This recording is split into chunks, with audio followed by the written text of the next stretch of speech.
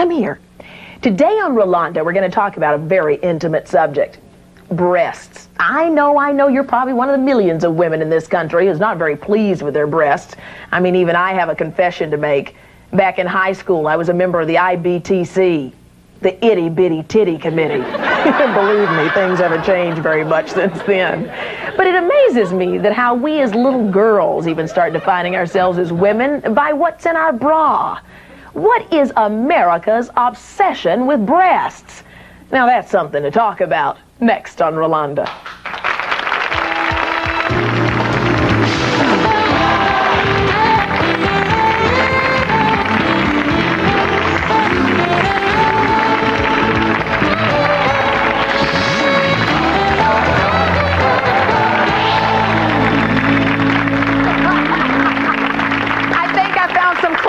Here, fellow committee members, IBTC members here, anybody? Why is it, though, that American men and women are so obsessed with breasts? I mean, everywhere you look, there's a pair of breasts out there selling everything from cars to chewing gum to bras. As a matter of fact, on today's show, we're going to give you a sneak preview of that British Wonder Bra, which is going to be making its debut today here in America. But our first guest doesn't need a Wonder Bra because she has wonder breasts. Exotic dancer Cynthia Hess recently made headlines when she bopped the IRS with what could be called two very large deductions. Working under the stage name of Chesty Love, she says that her salary increased with her bust size.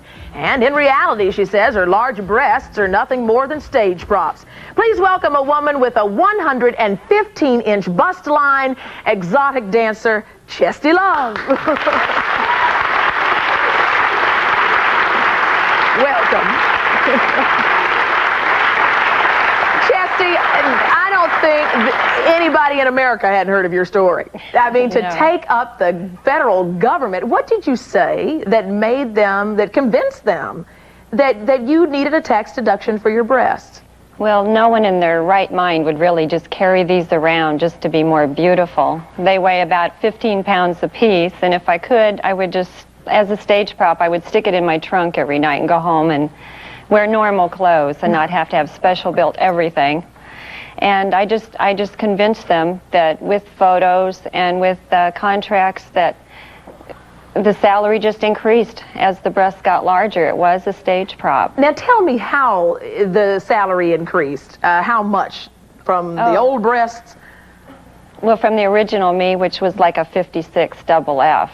And that's kind of where I started at. Wow. And that was a pretty good salary, but the larger I got, the larger the salary got, because that's what the clubs and the men kind of wanted, you know, and you kind of go in show business with what is popular at that time. I heard you were going from like $600 a night to $3,000 a night. Oh, but yeah, it's even higher than huge, that? Yeah, it's a huge amount. Wow. What size are you now? The dressmaker measures, you know, my bust line at 115. Wow. Triple D. It's measured in 3 places. It's not like 10 feet like you would measure a man's chest. You have to measure it in 3 places because they start at the collarbone and they hang down to my hips without a bra. Wow. Yeah, they're large. They're large. Like bowling balls, larger than a guy's head. Doesn't it hurt, though, to carry that much on you? No, they are heavy and they can be awkward and you really can't see your feet. I haven't seen my feet for years. Yeah, how do you get dressed in the morning? I need help, lots of help. Yeah. Now, I find a volunteer. Yeah, I think you got some volunteers on the front row here. You guys have not stopped snickering since we started the show. What are you thinking about over here? Like a little boy in 3rd grade. Nothing. I'm thinking about anything. What are you laughing about? Oh, down to her hips? I don't know. What she said. Now, would you go and watch her dance? Where do you work? What do I wear? Where do you work? Where do I work? All over the United States and Canada. I don't know. Europe. Your wife's watching, right? Yeah. All right. How many implants have you had to get your breasts Just the one implant. It just was, you know, filled slowly. And it is custom made just for you? Yes, it's a custom made, just me only. Nobody else like it? No one else. There's none other like it. We were trying to get an idea of just how much you weighed, and each breast is 15 pounds? Yeah, roughly. We had, Bonnie, come here. Bonnie, we got some bags of sugar. Just because we were trying to figure... Oh, Bonnie. But this is that's really heavy. It's very heavy, yeah. Somebody come and stand up and say, come here. See how that is. But You're talking about 15... Oh my God. Oh my, what do you think? How can you run with this? Can you run? You can't. I mean, aerobics are out of the question. No, aerobics are definitely out of the question. Isn't it hard to dance with this on? It can be difficult, you know. It depends on how many shows you do that day. But yes, you can get very tired. Oh my God. I know. Come on, we'll get you out of here. Anybody else want to try? Live vicariously? They are really just huge, It is, really. yes. I mean, thanks, Bonnie. Why did you do this? I mean, couldn't you just stop it? Yeah, I gave it a lot of thought. And it's just like a professional athlete. You have only so many years as a professional dancer. And I know that I can have them removed or reduced when I retire, which I definitely will do. I'm not going to carry these around forever. And I just said I want to be the best I can at this particular job and just go as far as I can with it. What about the skin on you? Has the doctors told you will your skin snap back if you get a reduction? If it's reduced slowly, yes. It will. Yeah, it would take time, or I could just have a major reduction done quickly. But I think I'll do it slowly. We were talking about what is America's obsession with breasts, and you would know firsthand. I mean, what is it that makes people goo-goo and gaga at breasts, from your opinion? Well, when they're really large like this, for one thing, it's just something that you never see. It's something you don't see someone that's like a size 5 everywhere and then really large on top. Your normal proportion is the other way around for a woman. I'm not used to looking at men in a light room at all. I'm used to seeing only in dark rooms. This is really distracting. Well, they've never seen anything like this before either. I would just say it's the obsession is kind of, they feel like you have power because it's such a feminine sign. It makes you look so feminine, like ultra feminine, that it just stops them in their tracks. And they really don't know how to react. It's like the giggling and everything. They don't know how to react. Do you think breasts do give women power? Well, they do in the club at night when you take your bra off, yes. Wow. Any questions from the audience about this? Come on. Yes, I was wondering, what size were you when you were younger, around about 12 or 13 years old? I was already into a D cup. You got my breasts. Yeah. I've been looking for them ever since. Thank you. Coming up, remember how we used to wear our bustiers underneath our evening dresses, ladies? Well, now we're wearing our bustiers as our evening dresses. I mean, how breasts dictate fashion? Or is it how fashion dictates breasts? Oh, which one is it? We're going to find out when we come back.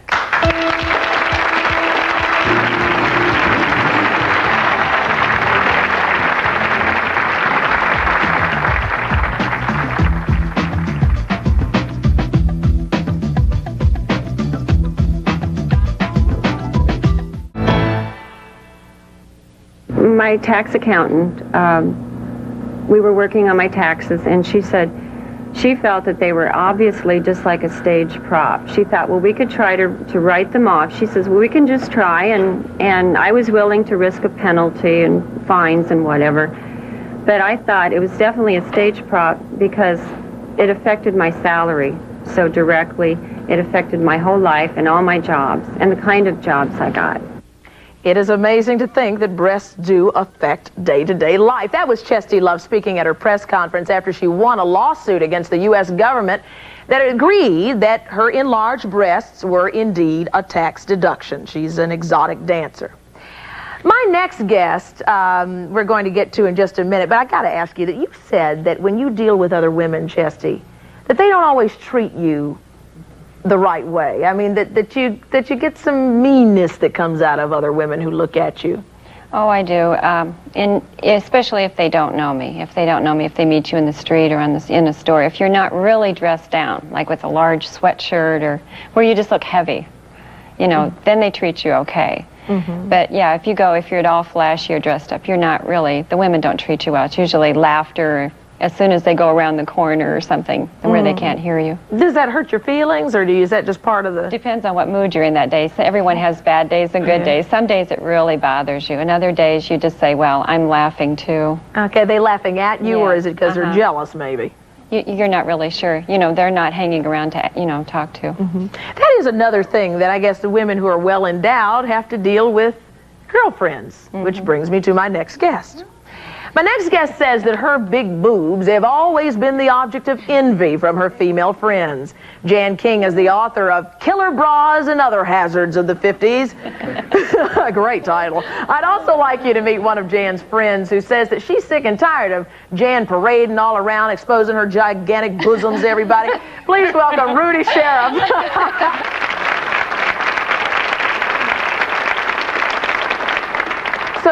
So do people, when they meet you, just go directly to your breasts? I mean, is that what... I'll tell you, Rolanda, I live in L.A. now. Everybody looks like me in L.A. A 90-year-old woman from the back looks like this, and then you turn around and they're kind of, like this. Whoa. Everybody looks like that. I'm moving to L.A. The biggest thing in L.A. now is nipple lifts.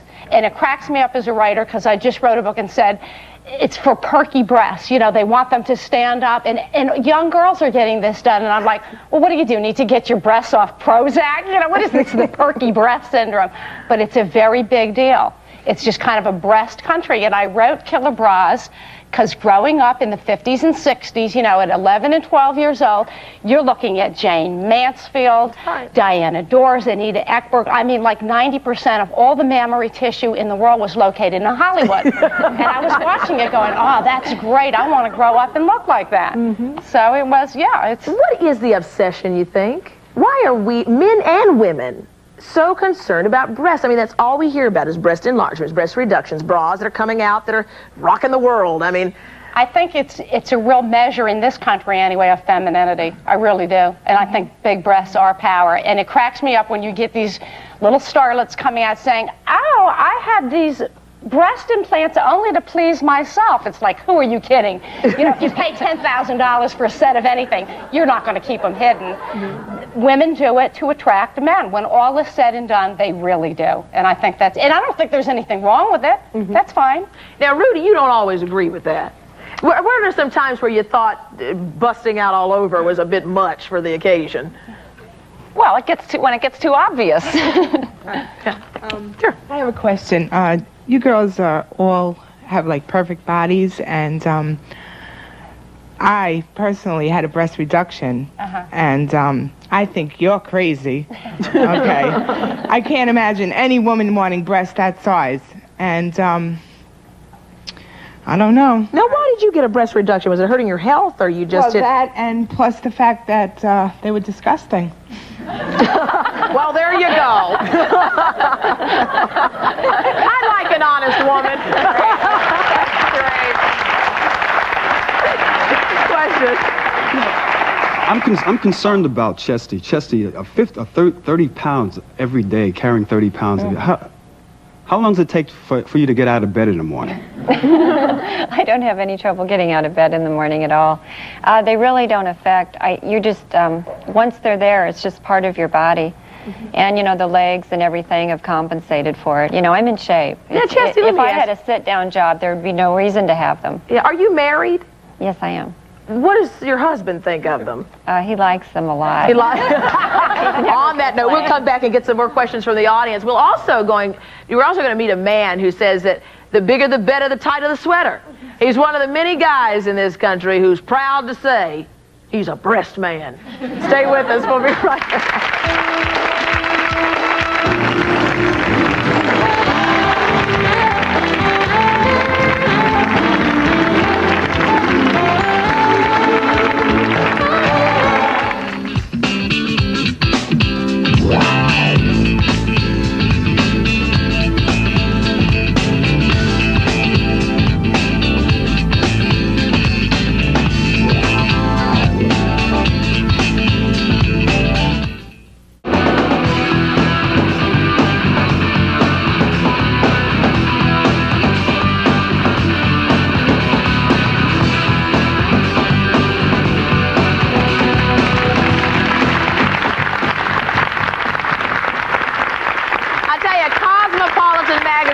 sure made them big. Yes, we're talking about bosoms today. Question? Yeah, my question is for Chesty. What you're doing is pretty much exploitation of your chest. Have you thought of doing anything as far as a positive contribution to society regarding your chest, as far as education on breast cancer, mammographies, or anything like that? Well, I agree. The lady got a that would clap be on it. wonderful. Yeah. I just haven't had the opportunity. There's never been a reason. I just, as an exotic dancer, I'm just working in nightclubs and theaters at night, and there just hasn't been an opportunity. And now there possibly will be, because I haven't been in the news until recently, 2 weeks now. Question. Yes, Miss Love, this is no disrespect, but I'm sure I speak for a lot of men in the audience. When you sleep on your stomach, does your head touch the pillow? I haven't slept on my stomach ever. It's on one side or the other on my back. But you don't look, your breath doesn't go away? I mean, you don't have problems breathing, or? Oh, I have to wear foundation support at night, too. Wow. Okay. Question. I was just wondering if Chesty ever gets in any awkward positions where, like, after she dances, if people follow her outside or wait for you. No, I never do anything unescorted. It would be dangerous, yeah. Hi, I would like to know if Chesty met her husband before or after she had her implants. Oh, before. He was my best friend for a long time. How does your husband feel about you dancing the way you do?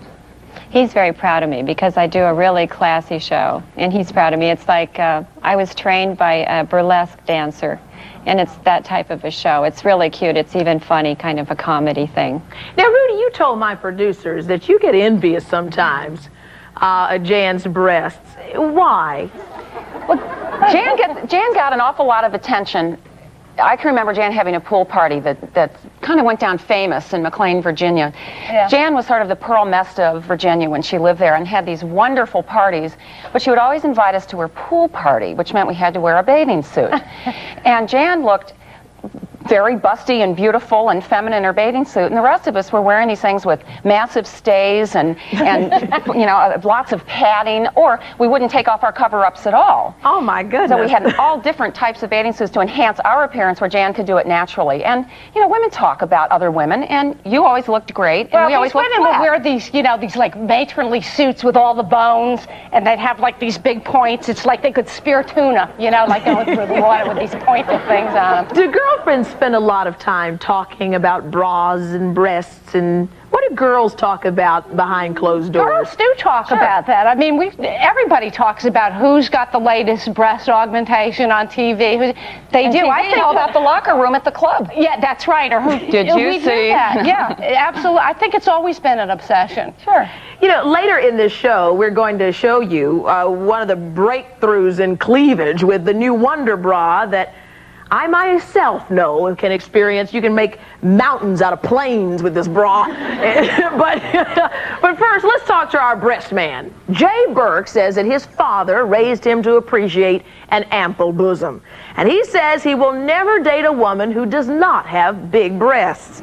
Also joining us is a man who says that it's a woman's wit and warmth and wisdom that makes her attractive, and that he finds one of the most interesting attributes of a woman's breast is the fact that they have the ability to nourish a child. Please welcome former Playgirl Man of the Year, Joe Pallister.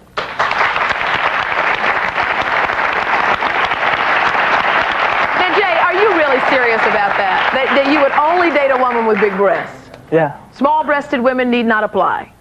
It's a waste of time. Look at the Chesty Breasty. Chesty Love. Oh, Chesty Love.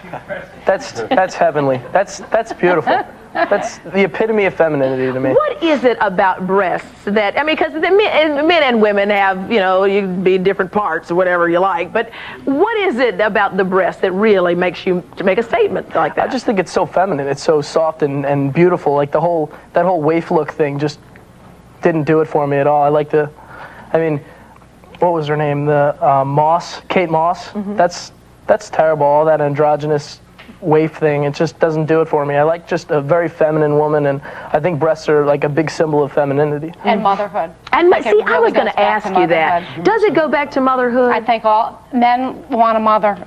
In some guys, does it go back to motherhood? Yes, they do. Come on now. That's a pretty sick thought, They like to be babied when they're sick. I mean, they do. I think men look a little bit, and I think breasts are, you know, it's the most obvious thing of motherhood. Yeah. Yeah, but everyone likes to be taken care of. Doesn't matter, man or woman. You know. Well, us women think guys are the bigger babies when it comes to being sick. Well, that is kind of true. Yeah. Now, Joe, I love the point that you made. I mean, it's a great political statement there that breast nourish children, and you disagree with what Jay is saying here. You To a point. I mean, I'm not going to stand here and say that I don't find large breasts attractive, because I do, but that's not what it's all about. I mean, it's the woman behind the breasts that's the most important. So to speak. And I mean, it's kind of limiting if that's all you look for is somebody with large breasts, because you're, eliminating a lot of people. Yeah, but Jan and I could sit in a bar together with the girls going out, and she got all the attention. Hanging out, the rest of it's flat. It does. Yeah, but can you back up the attention? Can you back up the attention, Jan? Well, wait a minute. How am I supposed to? Now, I will admit, no, believe me, this is it, okay? But when I put on a push-up bra and go out for the evening, there is a different reception. There is a different reception. Don't you feel better? You don't have to wear a push-up bra. Well, I think that's the main attraction first, and then when you start talking later, if they see you have a brain, that's a real bonus. Yeah, well, it's the first thing that attracts you. I mean, you look at somebody, you're not like, oh, that person looks interesting, let's go over and talk to them. You're like, wow, look at the cans on that girl, let's go talk to her. Yeah, he's got When we come back, I want to ask you guys if you think that we as women are a bit too obsessed with how our breasts look. I want to ask you that. But we've got to end with Kevin, another breast man in the audience. Kevin, you said you had something to share with us today. No, actually, Rolonda, I'm not really I am a breast man, but I'm more an up-and-coming poet. And this whole thing has inspired me so that I would like to recite a poem right here today for everyone. Some men like large breasts. Some men like small. Some men even like women who have no breasts at all. A small-breasted woman, so tiny, so petite. A small-breasted woman, to me, Rolonda, seems incomplete. Ah, but a large-breasted wonder, so voluptuous, so sweet. A large breast to be under can be a wonderful treat. We'll be right back after this.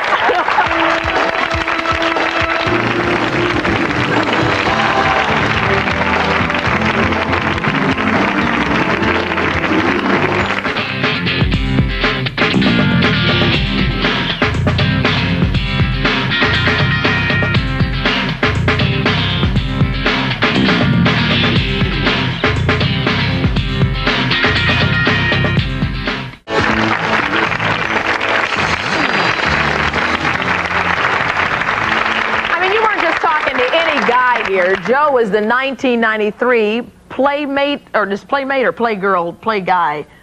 Playgirl, Man of the Year. Playgirl, Man of the Year. Yes. Now let me ask you this. Did you get a better insight on sexuality and how people look at you? I mean, in terms of knowing what women go through. Yeah, I did, actually. Did it make you a little bit more sensitive? Yeah, there was a few incidents where there was a couple of women that wouldn't let go of the idea that I was just like some piece of meat fantasy. Mm-hmm. I mean, it's kind of fun at first, but after a few hours, it gets kind of tiring. And I can imagine a woman who's beautiful going through that every day, constantly. Mm-hmm. It could get very boring. Mm-hmm. Well, that was interesting. Yeah. Interesting little insight there. Thank you. Sure. Thank you. Now, let me tell you about this Wonder Bra. I tell you, when I first heard about the Wonder Bra, which is just, it's like new in lingerie technology or something. I mean, heard about this bra, not sold in America until today. I had my stylist, Denise, get on the phone to London and send one of these suckers over. And it's just an amazing bra. For over 30 years now, a British company has been manufacturing this bra. It is said to, and it does, push up and shove in women's bust lines. It transforms breasts that were virtually flat to rounded, if not voluptuous, cleavage. My next guests say that women have truly come a long way and are no longer slaves to fashion, but are at a place where they can enjoy being sexy and feminine.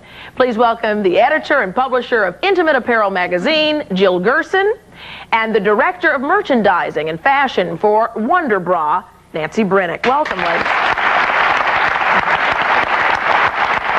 Now, I thought it was interesting interesting to have you guys on the show because you can certainly tell us as consumers, when we spend $2.5 billion a year just on bras, that's a lot of investment, and it certainly has changed over the way, what we're looking for. I know that Wonder Bra, for instance, is something that seems to do it all in one fell swoop.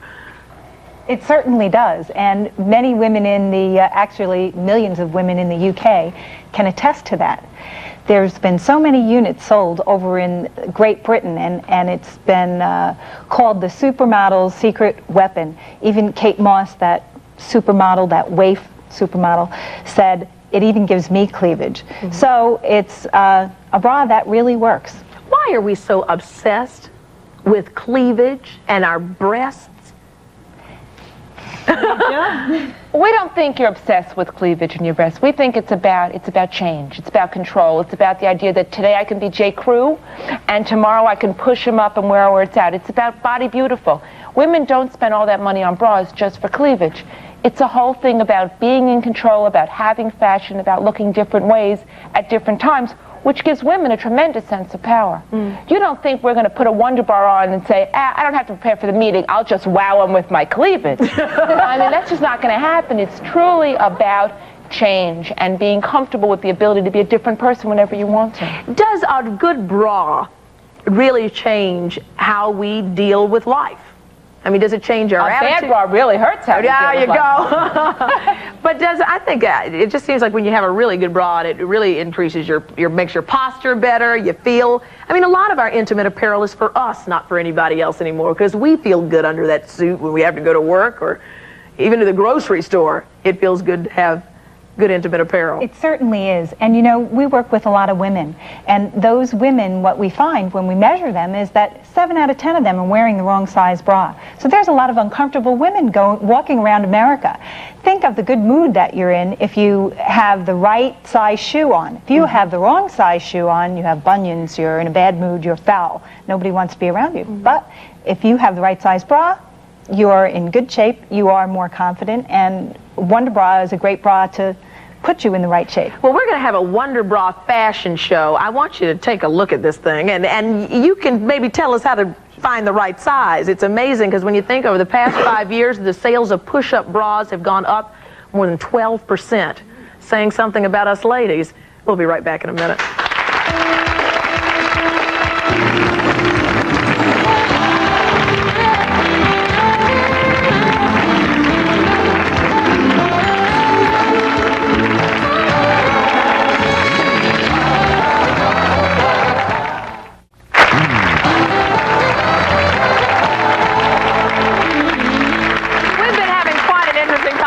Today about American men and women's obsession with breasts, and looking at a great new piece of lingerie that's called the Wonder Bra that is said to provide even the most flat-chested of women with breasts to impress. Don't I look different? I swear this thing works. Nancy, you brought along some models with you today, and we want them to get to the before and after kind of look here. Let's take a look at our first model before she slipped on that Wonder Bra. Okay? And now here's our model in the Wonder Bra. Now look at this. Right. Now Nancy, they're calling this like the new breast technology. Can you explain what makes this Wonder Bra so special? It's a plunge push-up underwire, and it has a light lining in it. It also has an extra pad if a woman wants some extra voluptuous look, or if she's uneven from side to side, she can keep the pad in one side. Mm-hmm. It has a rigid, stretchy power net on the side and rigid straps, and it's the angle of the wire, and it's also the placement of the wire that makes the difference. The bras that American women are used to compress the breast to get that voluptuous look. Right. It makes you very unnatural. It gives you a terrible profile. Your clothes don't look right when you're wearing that type of bra. Mm-hmm. But the Wonder Bra gives a wonderfully beautiful projected silhouette, and it gives you the cleavage that you're looking for. As you can see, Anne-Marie looks terrific. Yes, you do. And you know something, what I like about it was when it pushes up, you don't have that pointy thing going on. No. It smooths and rounds and does all that. Okay, let's take a look at our next model, the before picture. The before, and now here is our model after. Wow. Really great. Now, do you feel a difference? Tell me what you feel in this. I feel very voluptuous, and it's very comfortable, and it feels good. Great. Guy over there said, and it looks good. But it really, for us, it really makes us feel good. You know, we're saying that the worst thing in the world is to have on a bra that doesn't fit. What about the poor guys, though, that think they're getting a 36D and then they take them off and you look at someone that's totally flat? And now, always about the guys. It's really not. There's a whole thing about women, a woman who really feels, as you said, that you didn't have all of this and it didn't make you comfortable. Well, now you can do it for yourself, by yourself, and choose to do it if you feel like it on Saturday and not on Tuesday. And it's really not only about other people. Okay. Jan and I are going out tonight in New York. Can I get one before? Okay, question here. Yes, I was wondering, what's the price on the Wonder Bra? Is that something that every woman can afford, or is that something that only it's like upper scale department stores will carry? It's a $26 bra, which is right in the department store marketplace. It's what any woman would expect to pay in a department store for a bra. Question? Yeah, this question is for Jay Burke. I was just wondering, is your mother big-breasted? I don't know. I don't really check out my mom's too much. Well, I'm just generally. Fairly, yeah. Okay, is your father as shallow as you are?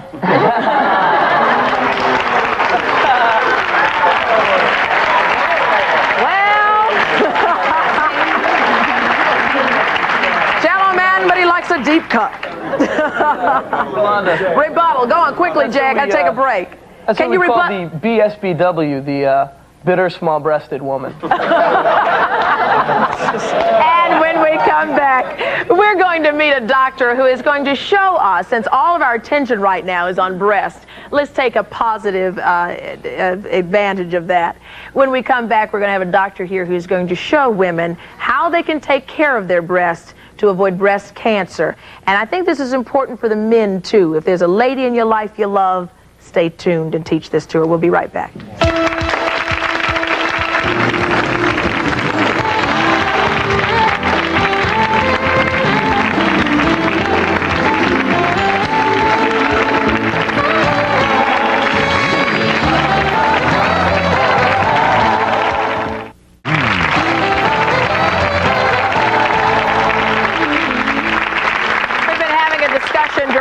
About bra sizes, and Jan was saying that you're a 36C. Yeah, that's average now. It is. In fact, it says in recent years, the average bust size has increased from a 34B, hello, to a 36C. I'm going to start that committee up again. We also learned that 58% of men say that black is their favorite lingerie color. I guess that's not too surprising as well. We thought that, we've been talking about the debut of the Wonder Bra that comes out today here in New York, but if you're not in New York, you're going to have to wait until September to get the Wonder Bra in your local stores. But whether you're an A cup or an AD, whatever you are, every woman needs to think about breast cancer. I mean, when you think about the statistics, did you know that 1 in 9 women may develop breast cancer in their lifetime? And that has become so important for us to do self-exams. So important that even Playboy magazine in their June issue asked men to remind their wives and their girlfriends and any of the women that they love to perform these vital self-examinations. I'm sure all the guys here are going to go home and tap that woman they love on the shoulder and tell her that this is important to do. With us now to show women the proper way to do this very important exam is Dr. Annette Brown. She's the assistant professor of radiology at the Brooklyn campus of the State University of New York. And I thank you so much for joining us today.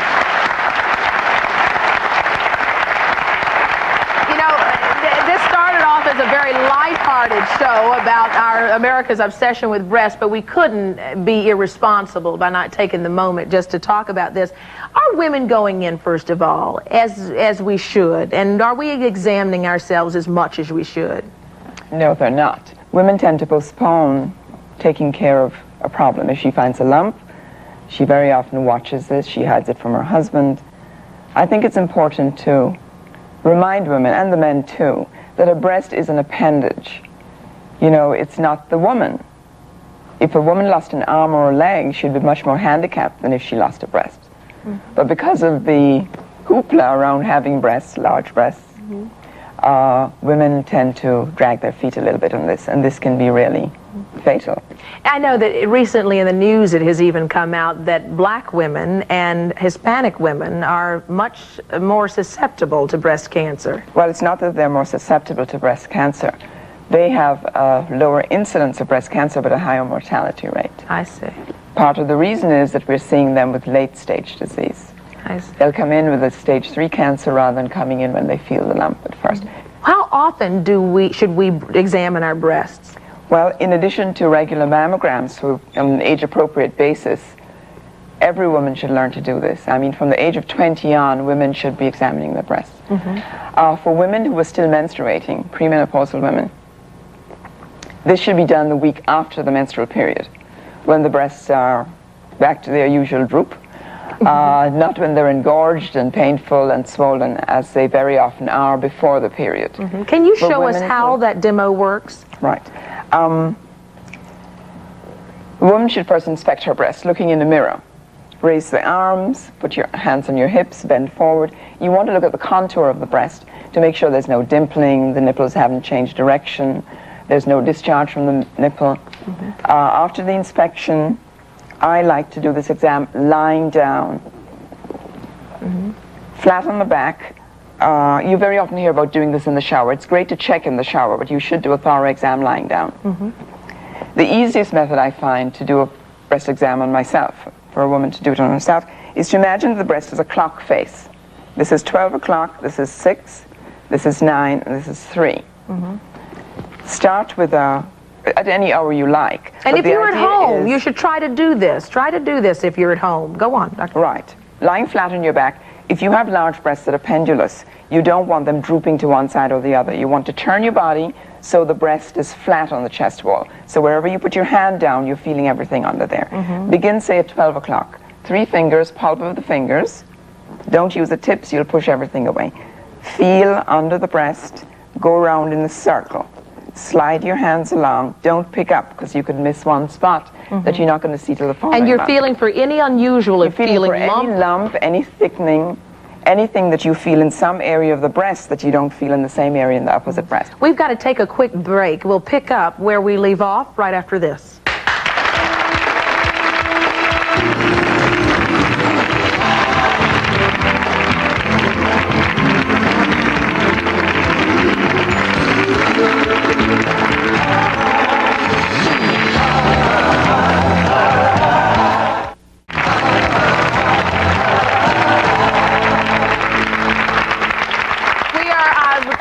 Our show today as we talk about America's obsession with breasts, with the important ways to take care of our breasts with a breast exam. You know, one of the things that my girlfriends and I always say, and I know we were saying this during the break, is that oftentimes when we do our own breast exam, we still feel lumps all the time. I mean, how do you know what is a real lump and what's just a gland or something there? Well, if you practice breast self-examination frequently enough, meaning every month, then you get to know the lumps that are yours and the lumps that are new, and the lumps that you need to worry about.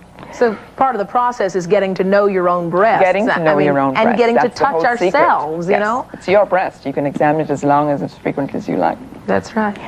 Concentric circles then to the nipple. Don't forget to examine behind the nipple, because that's area number 2 for these tumors. The upper outer quadrant of the breast is the area in which we most frequently find them. Okay. Chesty, do you breast exam yourself? Do you examine your breast? Yes, definitely. It's a very important part of my life. Yes, I do take very good care, and I'm under a doctor's care all the time. So. Question.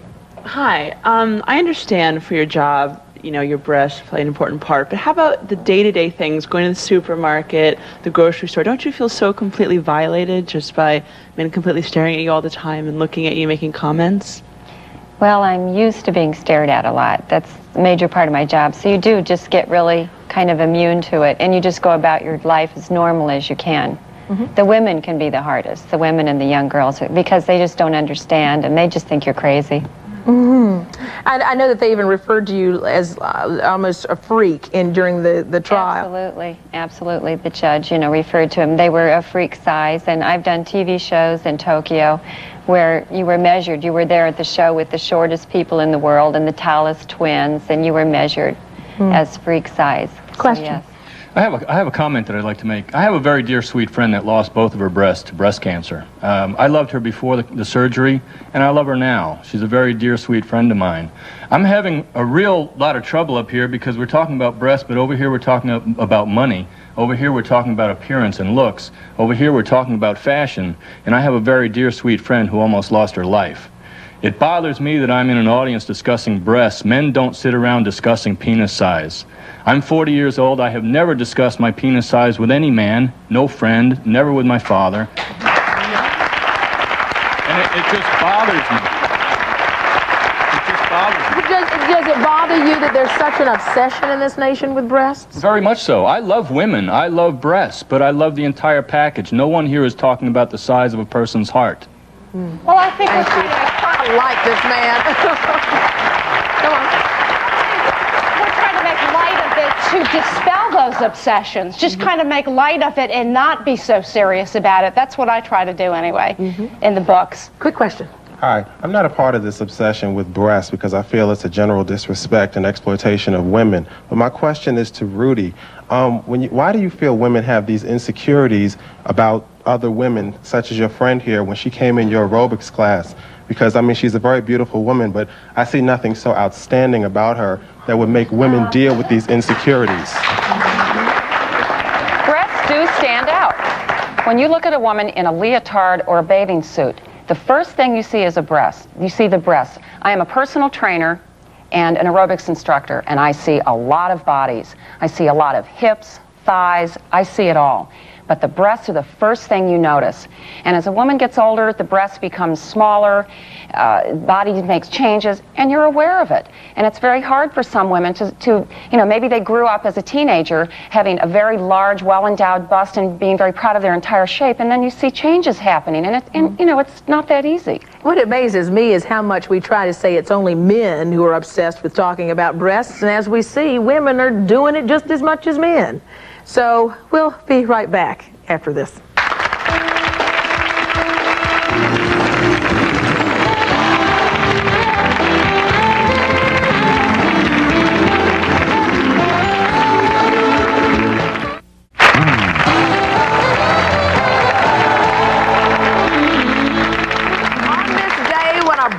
Is making news all around the world, the Wonder Bra coming out and hitting stands in New York. We thought it was fun to talk about America's obsession with breasts, but most importantly, to talk about getting your breast exam. Do it yourself. Take care of yourself. It's about life.